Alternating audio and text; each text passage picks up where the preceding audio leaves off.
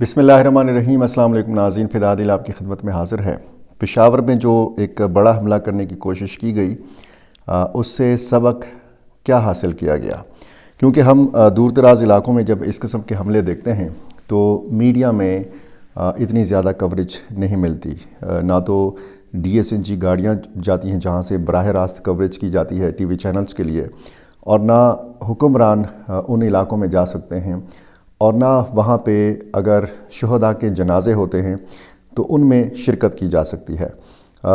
एक अच्छी बात तो खैर ज़ाहिर है कि जनाजे में हमने देखा कि वज़ीर आला खैबर पख्तूनख्वा सुहेल अफरीदी शरीक थे। उनके बिल्कुल साथ core commander Peshawar lieutenant general Umar Bukhari ये मौजूद थे, और चीफ सेक्रेटरी IG पुलिस ये सारे हुकाम मौजूद हैं और एक ही कतार में हमें नज़र आए। क्या ही अच्छे मनाज़िर होते अगर जनाज़ों की नौबत ना आती और इस किस्म के मनाज़िर हमें देखने को मिलें कि जब ये एक साथ हों, कौमी मसाइल पर एक साथ बैठकर, एक ही छत के नीचे बैठकर ये बात कर रहे हों और ये फ़ैसले कर रहे हों। आज की इस वीडियो में मैंने कुछ मनाज़िर आपको दिखाने हैं जो CCTV फुटेजेस हैं, जो खुफिया कैमरे लगे होते हैं, और जहाँ पे फ्रंटियर जो फेडरल कांस्टेबलरी का हेडक्वार्टर निशाना बनाया गया है मिलिटेंट्स की तरफ से। मैं इस वीडियो में सिर्फ़ इस बात का जायज़ा लेने की कोशिश करूँगा कि क्या इस किस्म के वाक़यात से हम सबक भी हासिल करते हैं या नहीं। अगर CCTV फुटेज आ जाती है, फिर उस CCTV फुटेज का क्या फ़ायदा होता है? अगर कोई वाक़या हो जाता है, अगर कोई हमला हो जाता है, क्या कोई CCTV कैमरा इस मकसद के लिए भी इस्तेमाल हुआ है कि कोई हमला रोका जा सके?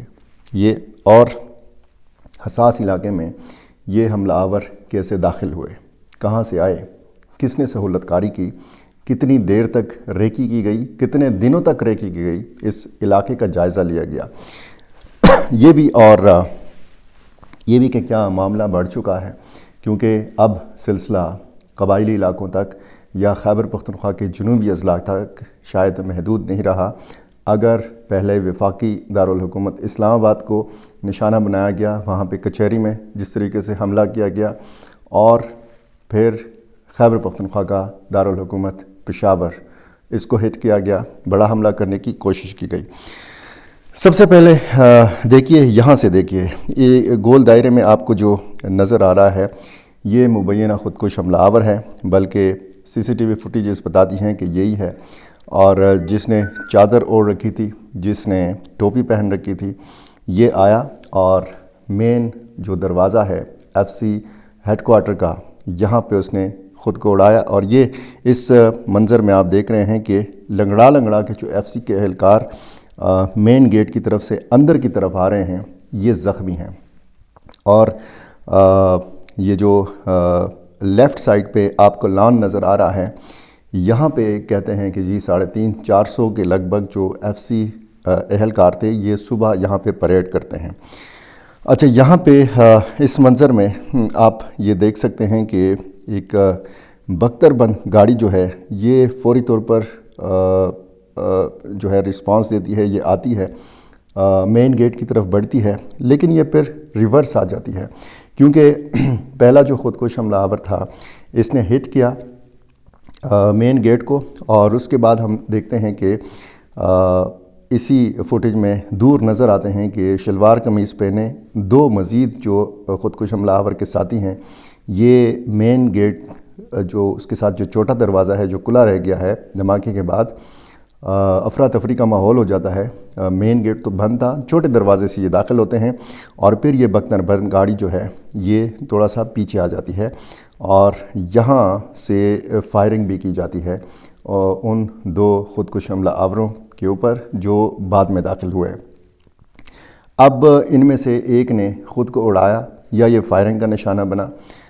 ये जो मनाज़िर आप देख रहे हैं ये भी मेन गेट के अंदर के मनाज़िर हैं, और ये वो लान है कि जहाँ पे बताया जा रहा है, जिसने वीडियो बनाई है वो ख़ुद बता रहा है कि यहाँ पे हमारी परेड हो रही थी, यानी किसी FC एहलकार ने بنائی ہے۔ یہ موٹر سائیکل سٹینڈ ہے، یہاں پہ اس نے خود کو اڑایا اور اس لان میں بتایا گیا ہے کہ اس کے جسم کے اعضاء جو ہیں یہ بکھر گئے۔ سامنے یہ مین گیٹ آپ کو نظر آ رہا ہے۔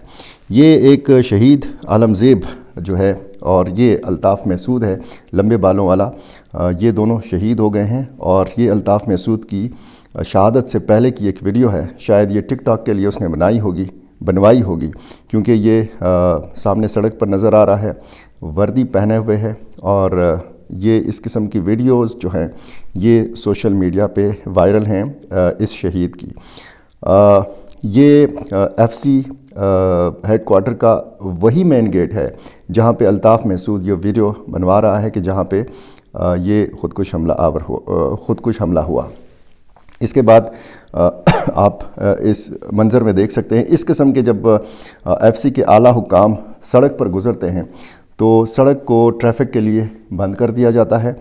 ان کی عموماً جب موومنٹ ہوتی ہے تو کسی کو بھی قریب نہیں جانے دیا جاتا۔ ایف سی کے بہت سارے اہلکار جو ہیں یہ ان راستوں پہ نکل آتے ہیں کہ جہاں سے کانوائے جو ہے ان کا کانوائے کا گزر ہوتا ہے۔ یہ خودکش حملہ آور کتنے دنوں سے یہاں پر ریکی کر رہا تھا۔ یہ وہ سڑک ہے کہ جو سنسان نظر آ رہی ہے، یہ دوسری سائڈ پہ سڑک ہے جو پریس کلب کی طرف جاتی ہے، اور اس کے رائٹ سائڈ پہ ایف سی ہیڈ کوارٹر ہے۔ یہ سڑکوں کا وہ منظر ہے کہ جو اس حملے کے بعد آپ کو سنسان یہ سڑکیں نظر آتی ہیں۔ یہ سامنے شیل پیٹرول پمپ ہے، اور یہ بھی جو ہے اس جگہ کے مناظر ہیں کہ جہاں پہ حملہ ہوا۔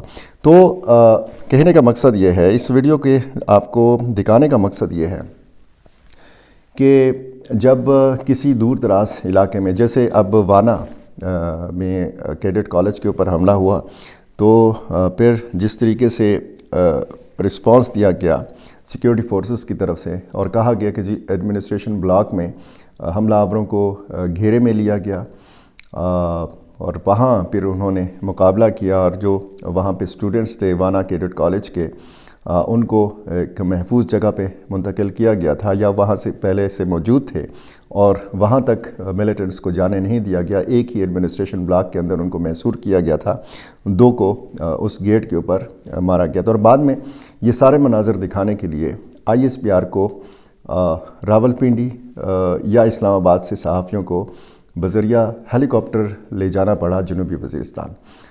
اس میں یہ واقعہ ہوا خیبر پختونخوا میں، لیکن صحافیوں کو لے جایا گیا اسلام آباد سے اور مختلف ٹی وی چینلز کے، اور بعد میں یہ مناظر ہم نے دیکھے۔ یہ چونکہ بڑا شہر ہے، پشاور ہے، یہاں پہ میڈیا موجود ہے، یہاں پہ میڈیا کے دفاتر موجود ہیں، یہاں پہ DSNG گاڑیاں موجود ہیں، اور لائیو کوریج کے لیے تمام تر انتظامات موجود ہیں، تو ظاہر ہے کہ یہ ساری کوریج ہوتی رہی۔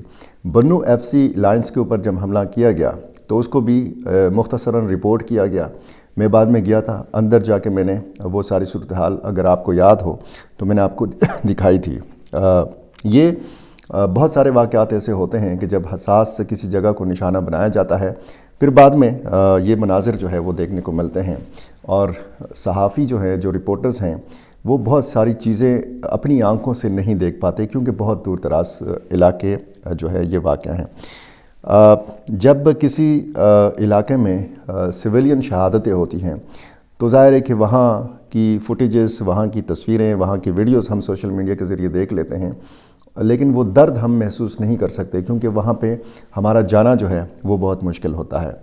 تو یہ جو حملہ ہوا ہے اور یہ جو میں نے آپ کو مناظر دکھائے ہیں، یہ چونکہ جب ایف سی ہیڈ کوارٹر کوئٹہ کے اوپر حملہ ہوتا ہے، جب ایف سی لائنز بنو کے اوپر حملہ ہوتا ہے، تو یہ جگہ جو ہے اس حوالے سے بہت حساس قرار دی جا رہی تھی کہ شاید اسی ہیڈ کوارٹر کی باری ہے جس پر حملہ ہو سکتا ہے۔ یہ خدشات ظاہر کیے جاتے رہے، اور اب اس واقعے کے بعد جو ہے تحقیقات کا دائرہ بھی وسیع کر دیا گیا ہے، شناخت کا عمل بھی جاری ہے۔ فوری طور پر تو کچھ سرکاری ذرائع سے یہ پتہ چلا یا یہ بتایا گیا کہ جی حملہ آور جو تھے ان کا تعلق افغانستان سے تھا، حالانکہ بہت ساری تحقیقات ابھی ہونا باقی ہیں۔ بہرحال سیکیورٹی کے جو انتظامات ہیں وہ مزید سخت کرنے کی ضرورت ہے۔ اگر یہاں پہ 7، 8، 10 کی تعداد میں ایف سی کے اہلکار گیٹ پر نظر آتے ہیں، باقاعدہ انہوں نے بندوقیں تانی ہوتی ہیں۔ تو میں کہیں پڑھ رہا تھا سوشل میڈیا پہ کسی نے یہ تجویز دی تھی کہ اگر گیٹ پر مورچے بنائے جاتے، اگر محفوظ ایسا انتظام کیا جاتا کہ یہ اہلکار جو ہیں یہ محفوظ جگہ پہ پہرا دے رہے ہوتے، تو شاید یہ جو 3 قیمتی جانیں ضائع ہوئی ہیں، جو 3 ایف سی اہلکار شہید ہوئے ہیں، شاید ان کی جان بچ جاتی۔ اور پھر یہ جو مختلف لیئرز بنائے گئے ہیں سیکیورٹی کے، جیسے مین گیٹ ہے اور پھر اس کے بعد سیکیورٹی کا دوسرا ایک لیئر ہے، اور اس کے بعد پھر 1.5 یا 2 منٹ کے اندر جو رسپانس ہم دیکھتے ہیں، کوئک رسپانس ہے، بختر بند گاڑی کو فوری طور پر پہنچانا مین گیٹ تک۔ شاید یہ قریب ہی تھی، لیکن اس میں فوری طور پر بیٹھنا، اس میں فوری طور پر ان شوٹرز کا بیٹھنا جنہوں نے پھر شوٹ کیا حملہ آوروں کو، تو پھر یہ اس کو کہا جا سکتا ہے کہ یہ کوئک رسپانس تھا۔ اسی لیے کچھ سیکیورٹی کے ماہرین جو ہیں ان کا اس بات پر اتفاق ہے کہ اس حملے کو ناکام بنایا گیا، کیونکہ یہ جو حملہ آور تھے مزید جو اندر داخل ہوئے، یہ زیادہ آگے نہیں جا سکے۔ اب یہ ایک سوال اٹھایا جا رہا ہے کہ کیا 3 ہی حملہ آور آئے تھے؟ ایک نے مین گیٹ پر خود کو اڑایا راستہ بنانے کے لیے، افراتفری مچانے کے لیے، 2 اندر داخل ہوئے، تو کیا یہ 3 ہی آئے تھے یا کچھ زیادہ تعداد میں آئے تھے؟ کیونکہ ہم نے اس قسم کے حملوں میں دیکھا ہے کہ 5 یا 6 یا اس سے زیادہ حملہ آور آتے ہیں۔ جیسے بنو کینٹ کے اوپر بہت زیادہ تعداد میں حملہ آور آئے تھے، برقع پوش آئے تھے، وہ ایک موٹر سائیکل رکشے کا انہوں نے استعمال کیا تھا، اور جس میں بہت زیادہ 12-13 افراد جو عام سویلینز تھے کوٹ دائم اور کوٹ براڑہ کے، یہ بھی شہید ہو گئے تھے۔ رمضان المبارک شاید دوسرا یا تیسرا رمضان المبارک تھا۔ تو یہ جب زیادہ تعداد میں آتے ہیں تو پھر ظاہر ہے کہ ان کا مقصد یہ ہوتا ہے کہ اندر جائیں، لوگوں کو وہاں پہ یرغمال بنائیں اور زیادہ سے زیادہ جانی نقصان کریں۔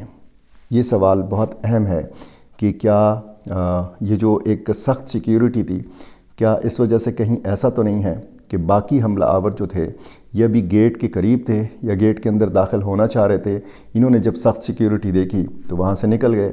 یہ ایک اہم سوال ہے، یہ سوال اٹھایا جا رہا ہے، اور اس سوال کے اوپر تحقیقاتی اداروں کو ضرور جو ہے کام کرنا چاہیے۔ اور یہ جو حساس علاقہ ہے یہ پشاور کا قلب ہے، پشاور کا دل ہے۔ اس حساس علاقے میں یہ لوگ کیسے پہنچے؟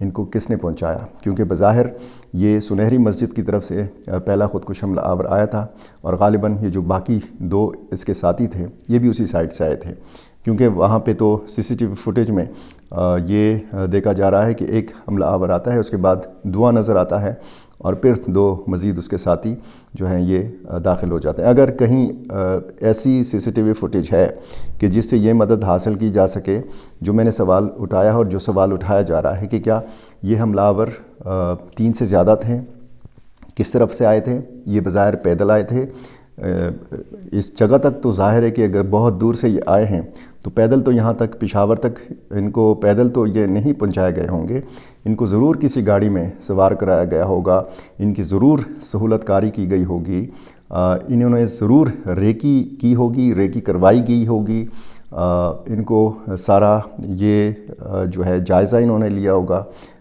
کون سا وقت حملے کے لیے مناسب ہے۔ یہ ظاہر ہے کہ یہ ساری منصوبہ بندی ہوتی ہے، کسی ایک پلاننگ کے بغیر اس قسم کا حملہ جو ہے یہ ناممکن ہو جاتا ہے۔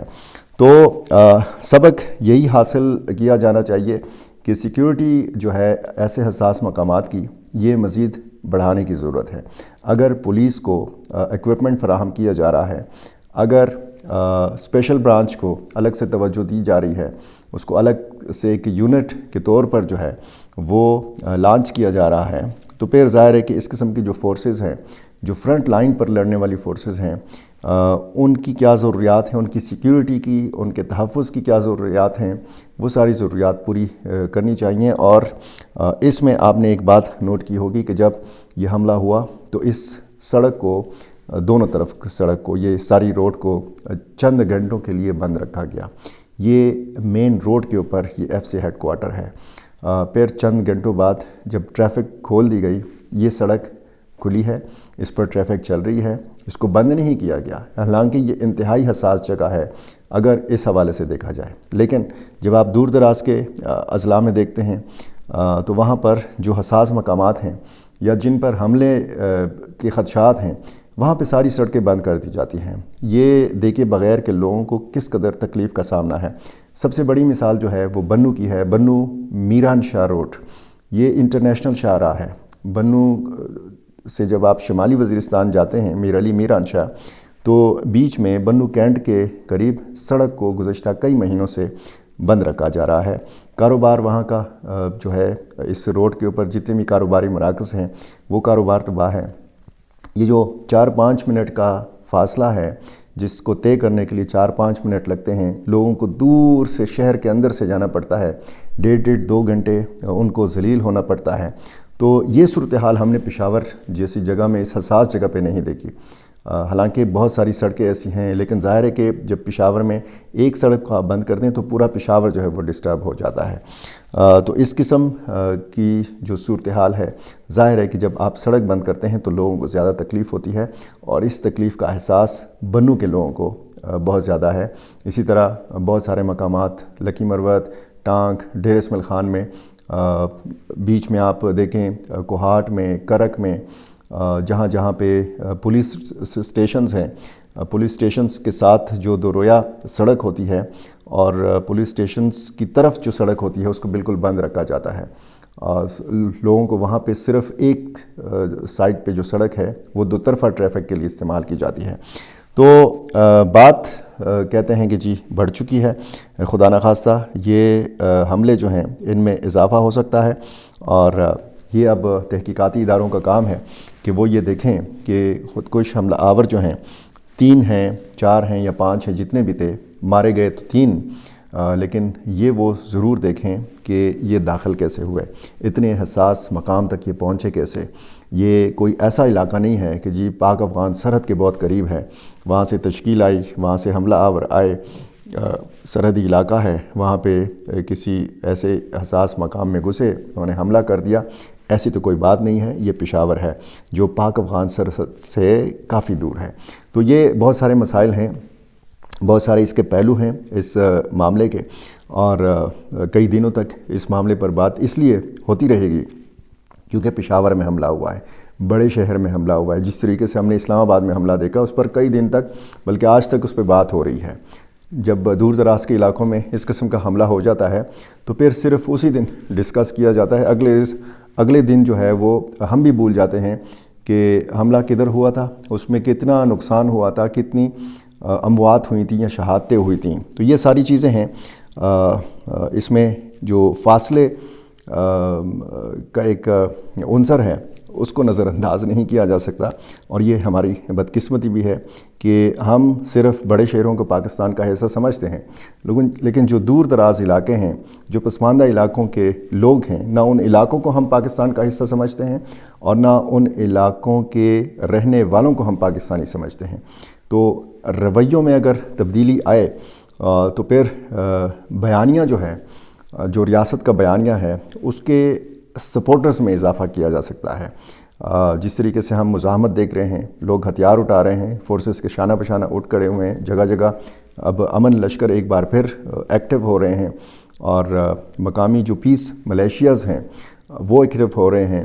تو یہ ساری صورتحال اس چیز کا بھی تقاضا کرتی ہے، جیسے شروع میں نے کہا کہ اگر جنازوں میں یہ سارے لوگ ایک صف میں کھڑے ہو سکتے ہیں تو پھر جنازوں کی نوبت کیوں آتی ہے؟ جنازوں سے قبل ہمیں خوشگوار مناظر، یکجہتی کے مناظر کیوں دیکھنے کو نہیں ملتے؟ انہی الفاظ کے ساتھ میں آپ سے اجازت چاہوں گا۔ میرا چینل آپ نے ابھی تک سبسکرائب نہیں کیا، یہ کر لیجئے، مجھے دعاؤں میں بھی یاد رکھیے، اور مجھے اپنی رائے سے بھی ضرور نوازا کیجیے۔ بہت شکریہ۔